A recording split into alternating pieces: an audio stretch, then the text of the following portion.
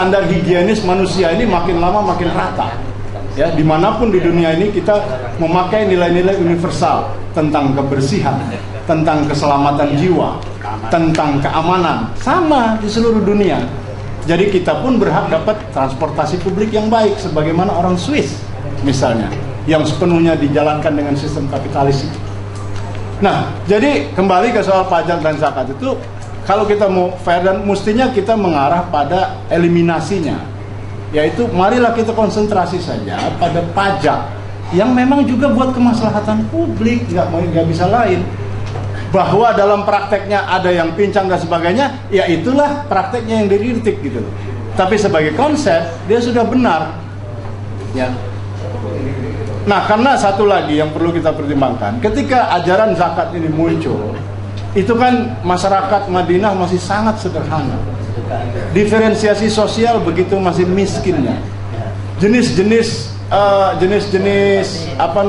profesi sangat sedikit.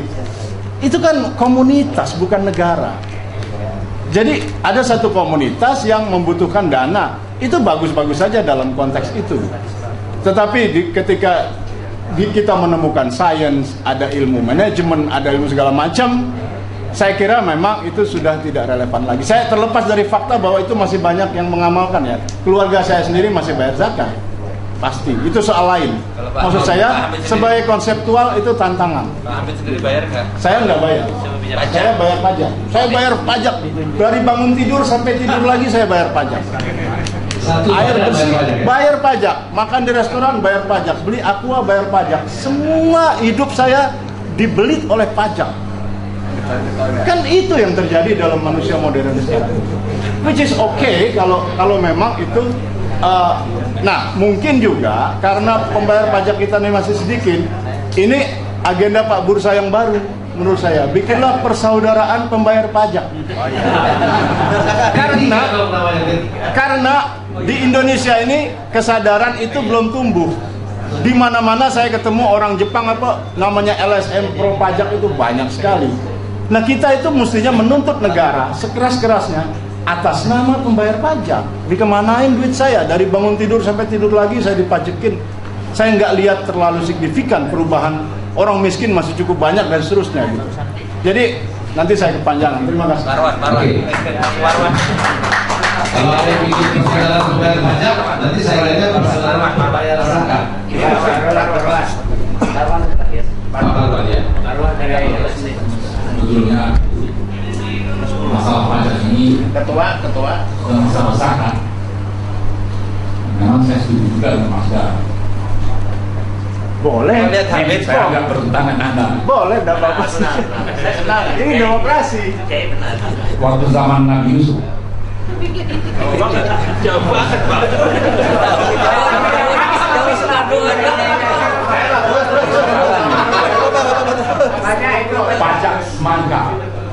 pajak semangka itu sudah menjadi persoalan besar.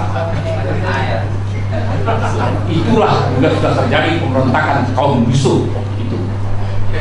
Jadi kalau saya melihat persoalan pajak dan zakat ini dari segala unsur pemberontakan, menurut saya hari ini sudah ada kewajiban kita untuk memberontak.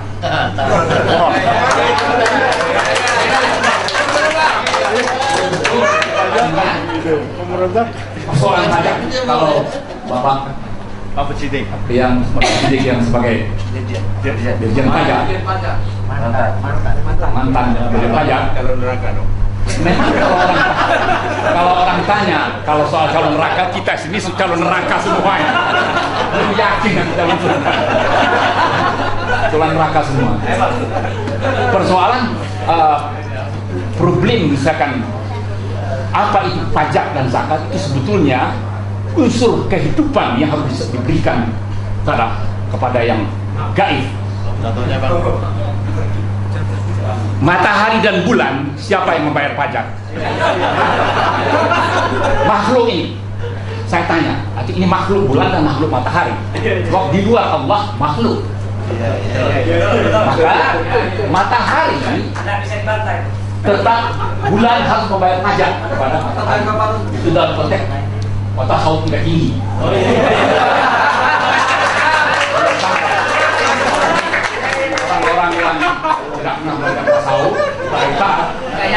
Supi nggak nyambung.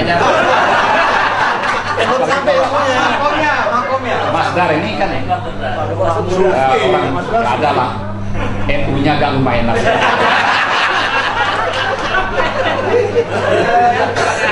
Ya, saya kira kita pertemuan hari ini harus kita rumuskan bahwa kondisi pajak yang di Indonesia ini sangat buruk dari segi cara pembayarannya dan cara pengembaliannya kepada masyarakat. Maka adalah alasan kita untuk melakukan pemberontakan melalui pajak. Nah, saya kira itu aja lah. Bagaimana kita mengembangkan negara ini dengan pajak. Walaupun Pak Menteri Menteri Perumahan ini kan dia pengusaha sebetulnya. Pak pengusaha jadi menteri dan juga banyak usahanya di Tanah Abang. Jadinya saya kira pembayaran pajak dia salah banyak nggak tahu. Kita belum tahu juga. Atau ke kita aja bayarnya. Atau ke kita ini.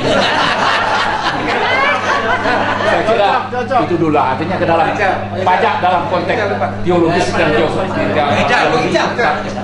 Bisa. Terima kasih Bang. Karena waktu buka puasa kita jam kurang lebih 6:05. Nah, udah cukup. saya kesempatan beberapa menit. Arab lagi. Bang, selamat hari. Ini Mas Gun. Habis Aliman dulu. Bisa ada Mas Gun. BPK penting, suara BPK penting. Saya sebut dekat dikatakan saja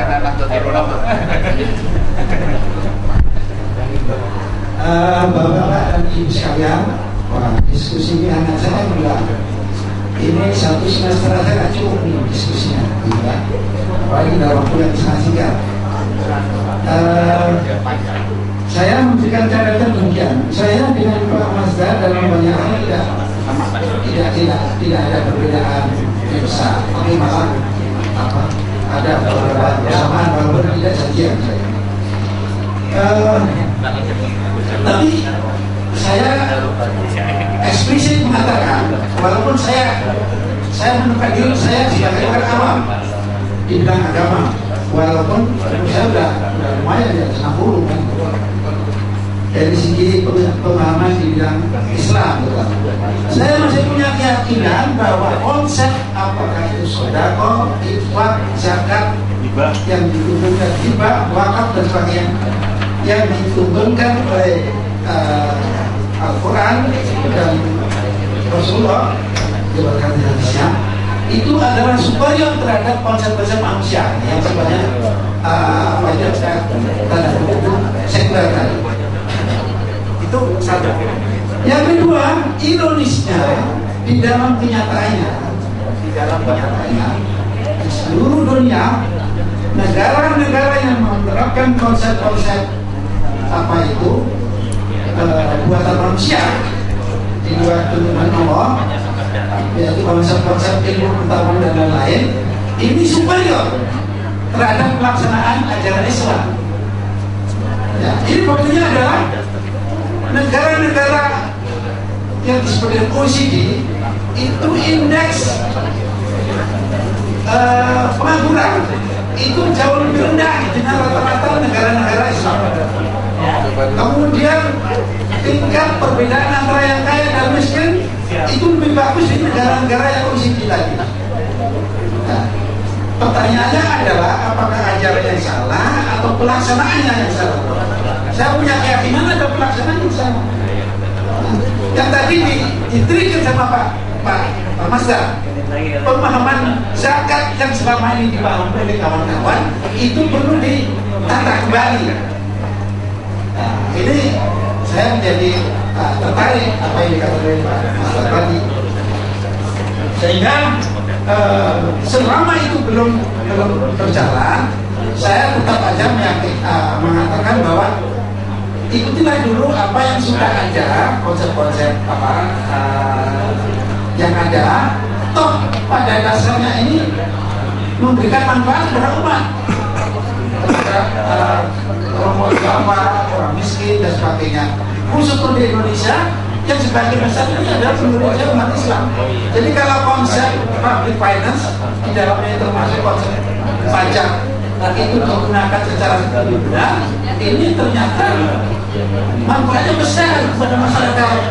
Nah, jadi saya sampai pada kesimpulan sama, niatkan bayar pajak ini sebagai zakat, sedekah atau infak.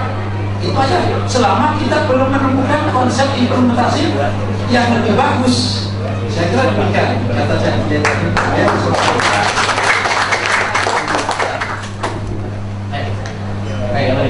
Yang pertama,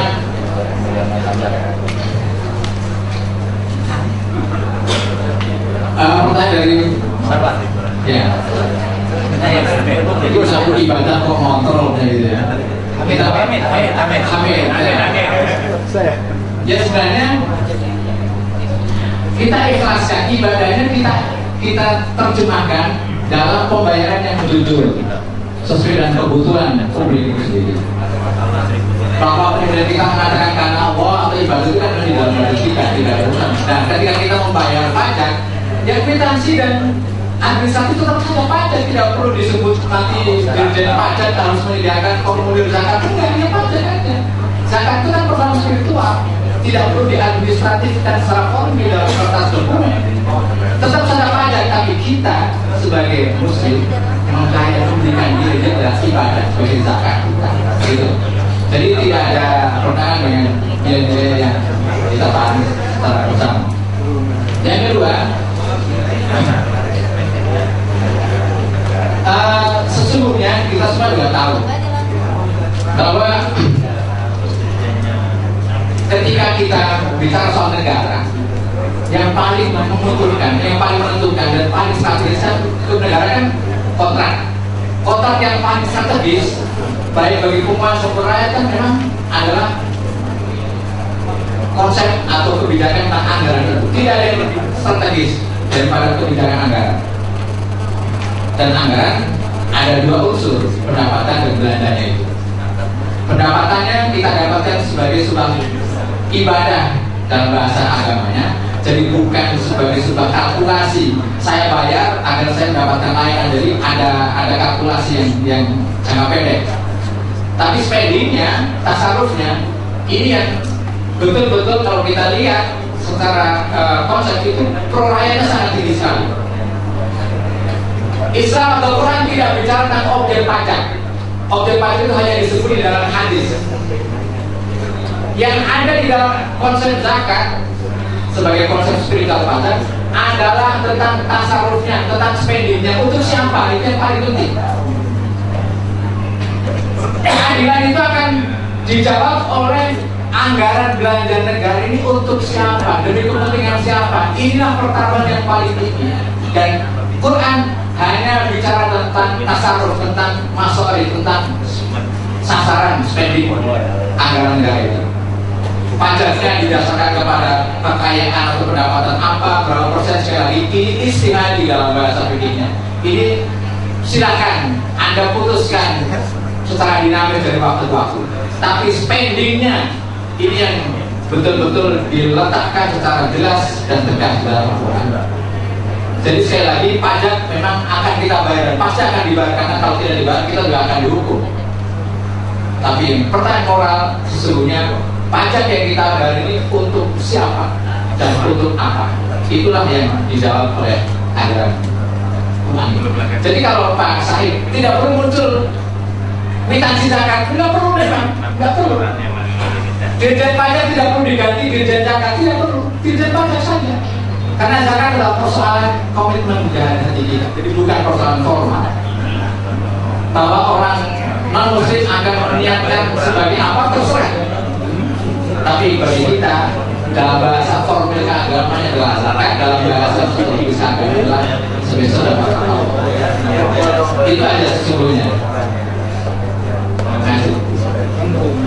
Ya, saya kira sambil membuka apa yang sampai bisa menjadi perlindungan kita, walaupun memang jika banyak sudah disampaikan itu tidak diselewengkan.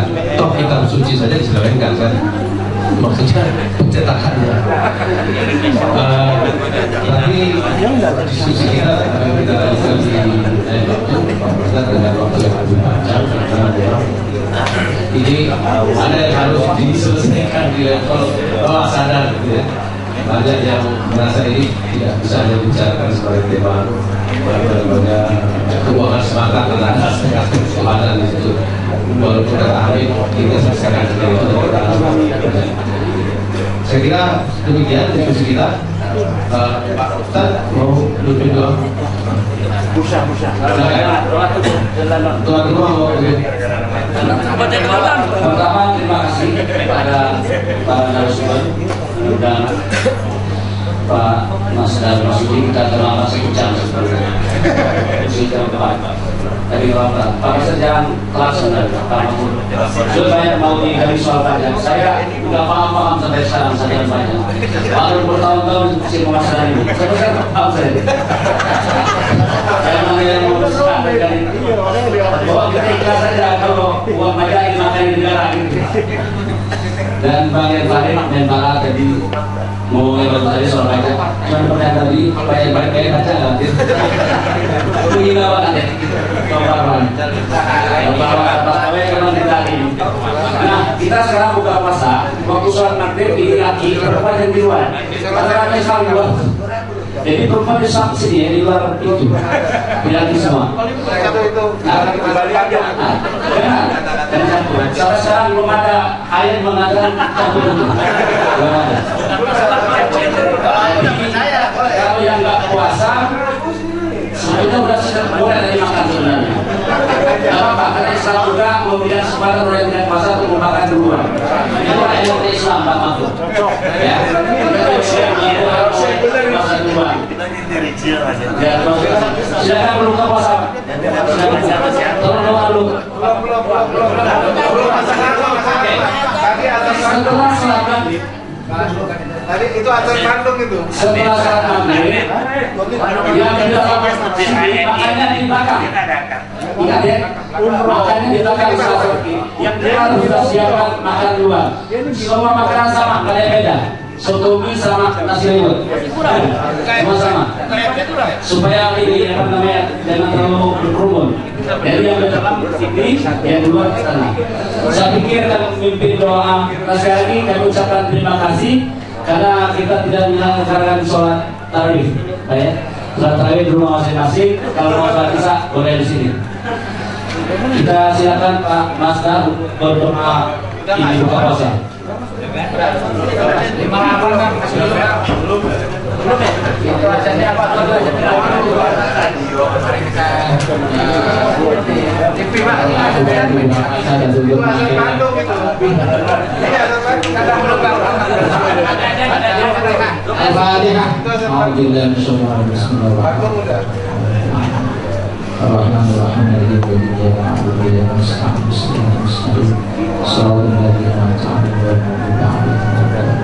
اللهم ربنا صيامنا وصلاتنا وتراويح وجميع اعمالنا ربنا بنا من لدنك رحمه وهيئ لنا من امرنا رشدا اللهم ربنا انفعنا ما علمتنا وعلمنا ما جهلنا وعلمنا ما جهلنا وعلمنا ما جهلنا ربنا لنا من لدنك رحمه وهيئ لنا من امرنا رشدا ربنا آتنا في الدنيا حسنه وفي الآخرة حسنة وقنا عذاب النار والحمد لله رب العالمين.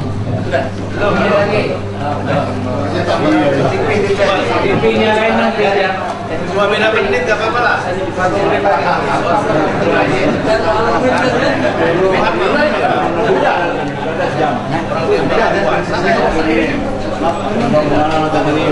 Metro aja paling cepat.